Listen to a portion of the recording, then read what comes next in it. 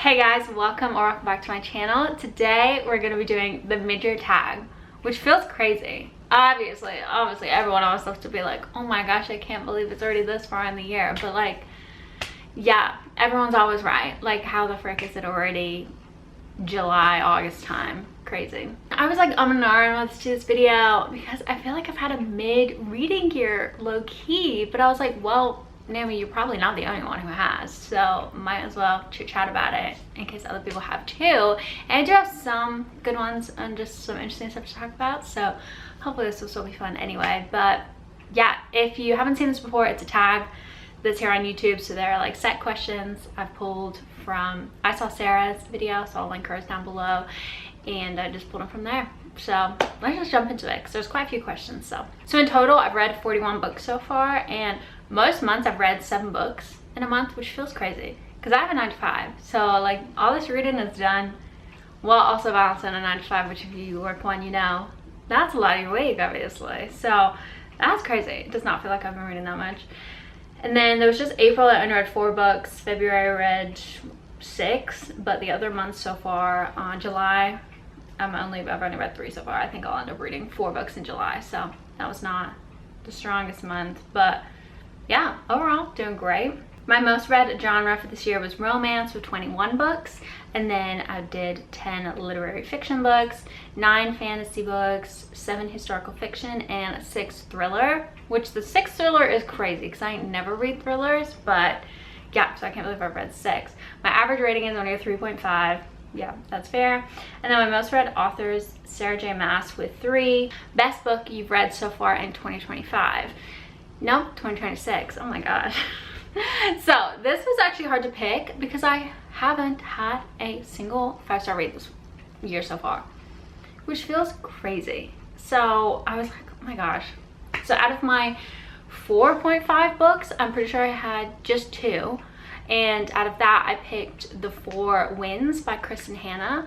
And I just love a Kristen Hanna book. She just does emotional books so well. This one was one based in the Great Depression, and it was about a family who lived out west, I'm pretty sure. Oh, I can't remember exactly where it was. But they were like out in the like windy areas, like maybe like Oklahoma is what I'm like picturing in my mind, like something of that vibe. And they just were going through the ringer. Like their life was so hard back then, and it was a story and a time period that I hadn't read much historical fiction about, a story I'd never heard about before, so that was really interesting too. That's what I love about historical fiction. I hate how historical fiction that's just like set in the time but isn't actually accurate. I'm like, what is the point? Like I'm low-key reading this to like learn about different time periods. So I feel like with Kristen Hanna's books, they usually are pretty accurate, which is really nice. So yeah, I like, it feels silly to put that as my top book because I'm not like in love. Like I'm really hoping to find a 5-star read the rest of this year because I don't really want to be like, yes, that was my favorite book, you know. So but that's what we have so far, at least rating wise. I do feel like there are sometimes books where you read it and you're like, I'm only giving this like a 4 or 3, but it was just so fun to read. But I didn't even have one of those that like really came to mind that I could like give it to instead. So there are some other good books I read that I'll touch on about other things, but yeah, I felt like that had to have it because it was one of the only 4.5-star books this whole year. And then the best sequel you've read so far this year, that was the other 4.5 book, was, I'm pretty sure I rated the first book in the Crescent City 4.5 stars. And then that's a fantasy series by Sarah J. Maas. It's kind of like a mix between urban, modern time because they have like iPhones and stuff like that, but then it is like in a fantasy world. So like they have powers, they're different creatures, all of that type of like normal fantasy stuff. So I'd read her other 2 series. This was the one that I was always like, I need to get to it, but the books are massive, so I was a bit nervous to start them. But I finally, it was around the time where like she made the announcements about the new books, so I was like, fine, I'll read them. And I'm so glad I did. I did really like them. I rated the first one 4.5. The second one was only like a 3-star to me. Did not like the second one much at all, but then the one I'm picking for this prompt of best sequel was the 3rd one. I felt like that was super good. I think I rated it a 4-star, but I remember like loving it. So yeah, that was just the series as a whole. I actually was pleasantly surprised with it, so that was great. And you do see some characters from her other series as well, and that was really, really sweet. I like felt like I flew through the last one, because the last one is when you get to see these other characters again, so I just like kept wanting to see them, so I would like read the other chapters so quick to try and get back to seeing them. I didn't realize how much I'd missed them until reading that series again, so that was really fun. And then the next one is new releases you haven't read yet but want to. There is a couple that are already on my like TBR for this upcoming month, like The Perfect Storm by Carly Fortune, and maybe that's the only one. Oh no, that's the one I'm most excited to read, like straight away. But then there are a couple others that I think I want to read at some point throughout the rest of this year, but I don't have them like on my immediate TBR, and that is The Burning Side by Sarah DeMoff.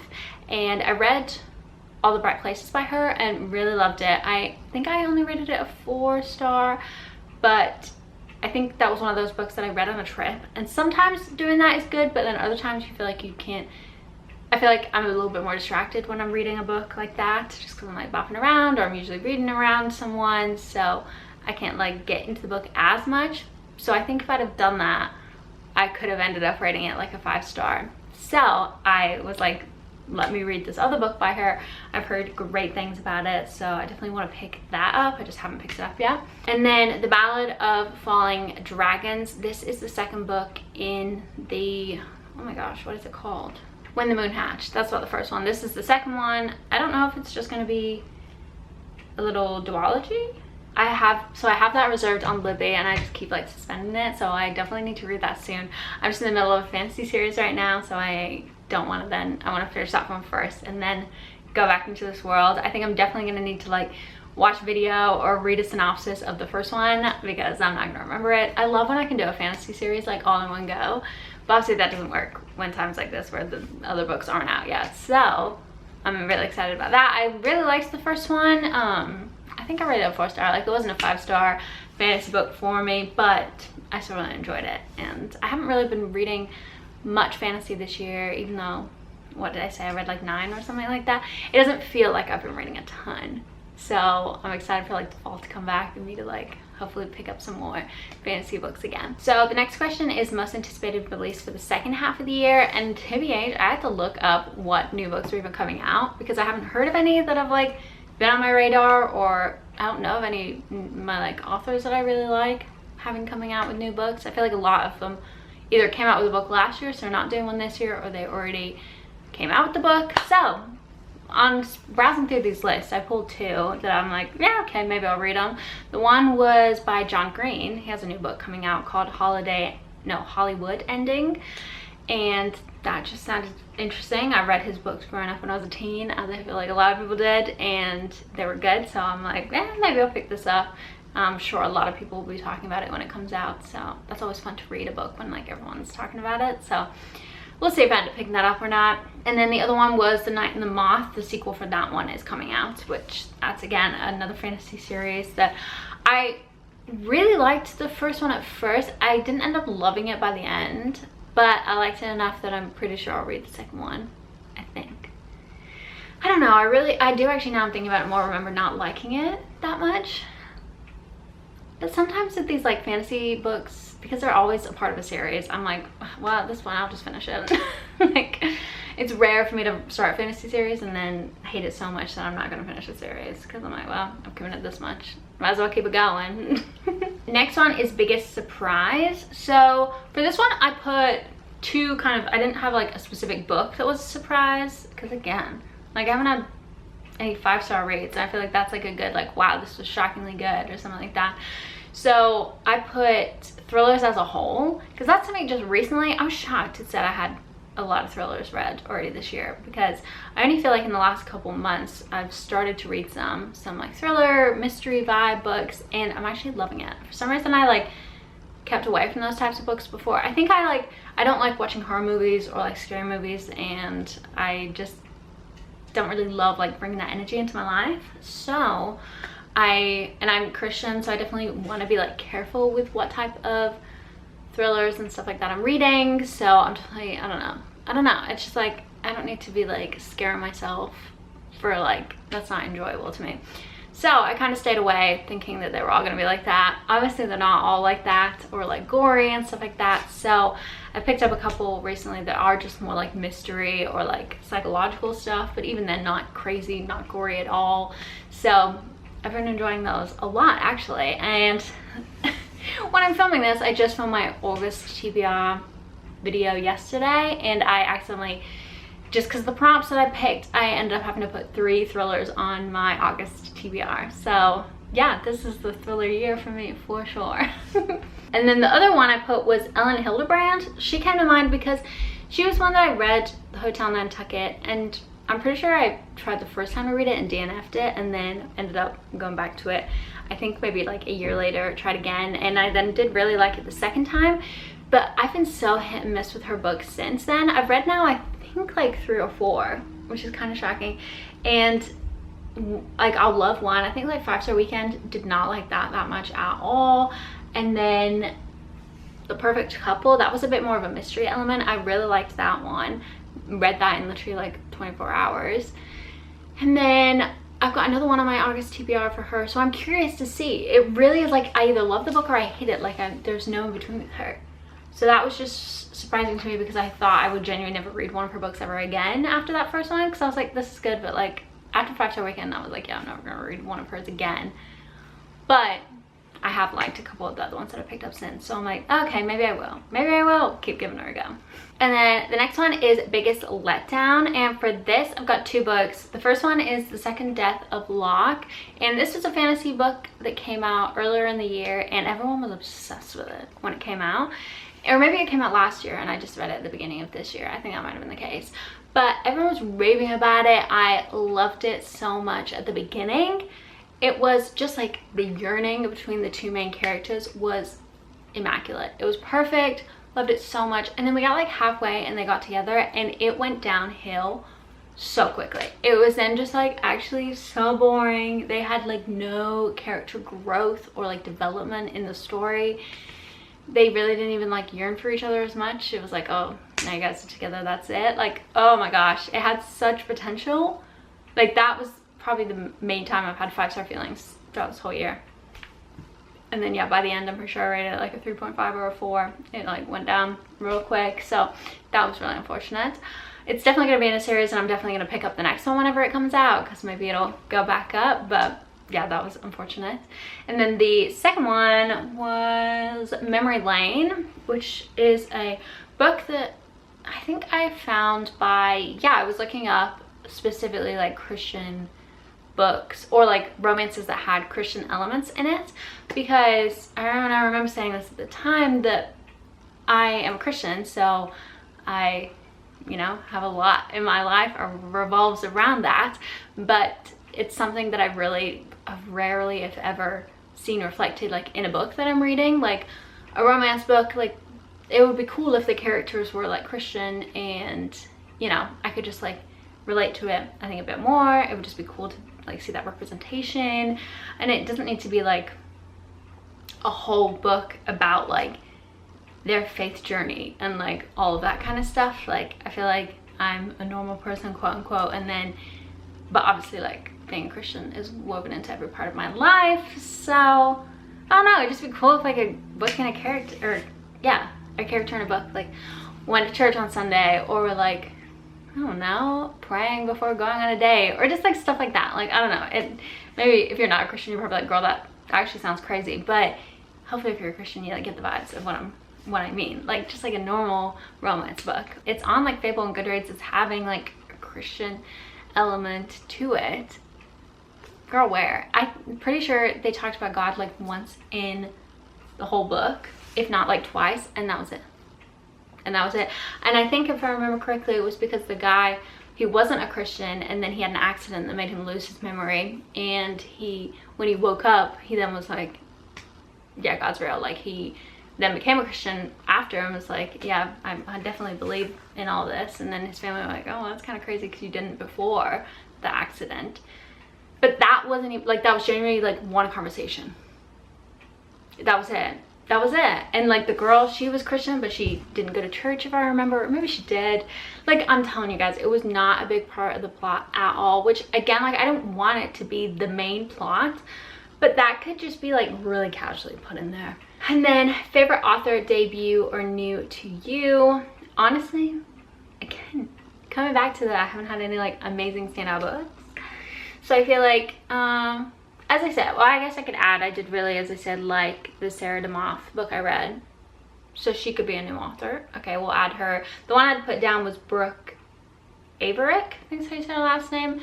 She came out with Phoebe Berman's Gonna Lose It earlier this year, and that was her debut novel, and I thought it was really good. I rated it 4-star, I had a great time reading that, and I thought it was really good for a debut book. So yeah, I think I'll read future ones that she comes out with for sure. Newest favorite character, and for this I put Emma M. Lyon. If you haven't heard of this little series of novellas, they're on Kindle Unlimited, and they're just ebooks. No, there are physical books, but I think they're getting republished right now. Question mark, question mark? I'm not sure actually. Maybe they're not. Maybe I'm making that up. I've watched some Australian YouTubers and I remember them saying that, but that genuinely could just be actually just in Australia and not just in general. So I've been reading them on Kindle because I've got Kindle Unlimited, and they're just, as I said, little short novellas. I've only read the first one so far, but I loved her so much, and I have the second one on my TBR for this upcoming month, and I'm really excited to get back in the world. She's just this little British girl who lives in like the nicer end of, I'm pretty sure it's London, and back in the older days, like Downton Abbey era. And I don't want to say she's rich because they low-key have money troubles, but that's because she has a, I think it was an uncle that like spent all of her money, if I'm remembering correctly. But yeah, it was just like, I love when you can read a book and you were just so put into this like different personality and persona, and like I can picture her in my mind's eye like so vividly just from this like little short novella. And she just like spoke so like, I was so put into the time period and the place and everything with the way it was written. So I thought she was super cute and fresh, and I'm excited. And she's a little feisty, like she's a little funny, and yeah, I just really liked her. So I'm excited to keep reading that series. I think it's like 7 or 8 little novellas. I don't know if they're all out yet, but I definitely would recommend that, especially if you need like quick reads too. I know not everyone always has a bunch of time to read long books, so them being short novellas, you can read it in a couple sittings, if not like a whole sitting. So yeah. Next is a book that made you cry. Now, I think I cried with both of these. I can't like super duper remember, but I really feel like I did. The first one is The Four Winds that I talked about earlier by Kristen Hanna. She just, like, if anyone's gonna make you cry, it's gonna be Kristen Hanna. She pulls on the heartstrings every time, so I think I really feel confident that I cried in that one. And then I'm also pretty sure I cried in Crescent City. Yep, oh my gosh, yes, because I just remembered the scene, if not multiple scenes, that I did cry. Yeah, I can't remember which one of the 3 it was. I think it was, I think it was the last one, if not multiple. I definitely wouldn't have cried in the second one since I didn't really like it, but I'm pretty sure it was the 3rd, if not also the 1st. I'm pretty sure the 3rd. I was shocked because I was like liking the book series for sure, but then, as I said, because number 2 wasn't that great, by the time I got to 3 I was like, oh, it's just series, just mid. But then I really got invested again and really connected to the characters, and something happens to one of the characters and I sobbed. So I do remember that. It's coming back to me now. And then book that made you happy, I've got a couple. Really just any little fun romance book is gonna make me giggle. Nothing will ever top Golden Summer though, I will say that. Like, shout out to Golden Summer. Because whenever I think of like a book that makes you happy, I always think of that because that was such a fun read. But for this, I didn't read that this year. So the ones I read this year, Dolly All the Time, How to Write a Love Story, and Funny Story were the 3 that I put that just stand out as being fun, like just romances that weren't like too serious. Nothing too crazy was happening in any of them, and then the banter was great in all of them. And yeah, it was just really a fun time to read. I will say How to Write a Love Story did have a bit of like grief mentioned because her dad passed away in the story, but it wasn't handled in a way that was like really sad and like emotional. Yeah, so it was still like a really fun, I don't want to say a really fun read besides that, because like that feels insensitive, but hopefully you know what I mean. It was good. I'd recommend. And then the most beautiful book you bought / received. I picked 2. I picked Spectacular Things, which I haven't actually read yet. I literally just bought it like 2 weeks ago. And then second one was The Bright Years. I just think like the colors on both of these are really pretty. And yeah, The Bright Years was the Sarah DeMoff book that I was talking about earlier on my trip, where I felt like I could have rated it a 5-star if I'd have like been a bit more locked in. So if you haven't read that, I would definitely recommend looking it up and seeing if it's a plot you'd be interested in. I can't remember what it was about, TBH. Like if somebody came to me and was like, Naomi, you need to remember every plot of any of these books from the last year, otherwise I'm going to push you off a cliff, I'd be falling off that cliff, because I just like cannot remember. I cannot remember. And then what books do you need to read? Oh, okay, the question says what books do you need to read by the end of this year. I thought it said like how many books do you need to read by the end of this year, so I put 34 is my answer. So because my goal is 75, I think, yeah, and I've read 41, so I need to read 34 more books, which is totally doable since I've already read 41. Like that's so easy peasy, and that 41 included some thick books, so this feels like really chill to be able to read 34.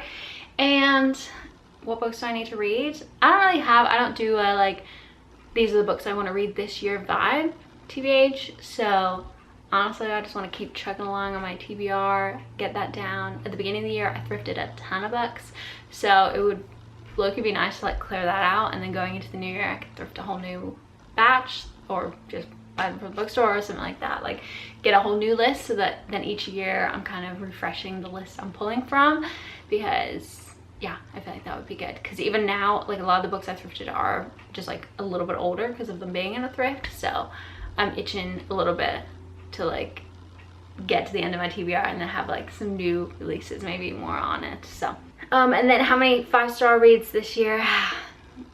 As we all know, 0. What books do you want to reread this year? None. I'm not a rereader. I think I wouldn't mind it. I think if like this is my job and I had all the time in the world to read books, then I would potentially reread. Like as I said, Golden Summer was such a fun read, so that's one that like I wouldn't mind rereading again. Or I would love to read Throne of Glass again. I loved that series so much. Stuff like that, I'm like, oh, that'd be so fun to read. Or the Click series. I read that when I was a teenager, and I bought the whole set recently, and I just like haven't reread them yet. Things like that I wouldn't mind rereading, but actually maybe I will reread the Click series soon, because like that's like really a small easy bingeable series. But the thing is that I'm like, there's so many other books that I want to read and get to, that I'm like, I don't want to spend that time reading other books when I could be reading the books on my TBR and stuff. I think, let me know if you relate to this, of seeing your TBR sometimes as a checklist instead of just like a fun activity. That like, these are books I can read at some point if I want, because in my mind I'm like, no, I need to read all these books and get them off my to-do list, so why would I then go and read books I've already read? It's just making me take longer to read the books on my list. Like that's so silly. It really doesn't matter. So maybe I'll reread, but I don't have any plans to, TBH. 5-star predictions for the rest of the year.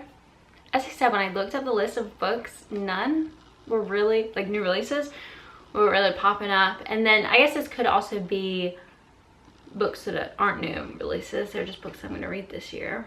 I didn't even think of that. I think Spectacular Things might be a 5-star prediction for me, because I have heard good things about that, but I also wouldn't be surprised if it's not. Apparently I'm a really tough critic when it comes to books. I also put the new Sarah J Maas books, because she's coming out with, I think it's another book in the Court of Thorns and Roses series, maybe, question mark. I think that's what she said. I don't know, I didn't watch the Call Her Daddy episode that she talked about it in, but I do know one of her books is coming, so I could see that being a 5-star, because I do love her books. That is the last question. I hope you guys enjoyed this video. Definitely comment down below letting me know any books are on your radar for the rest of this year, or if it's anything that you're like, Naomi, you need to add this to your TBR by the end of the year, because I'm, as you can tell, I need some help picking books apparently. So yeah, thank you guys for watching. If you enjoyed, make sure you give it a thumbs up and subscribe, and I will see you guys in my next video. Bye.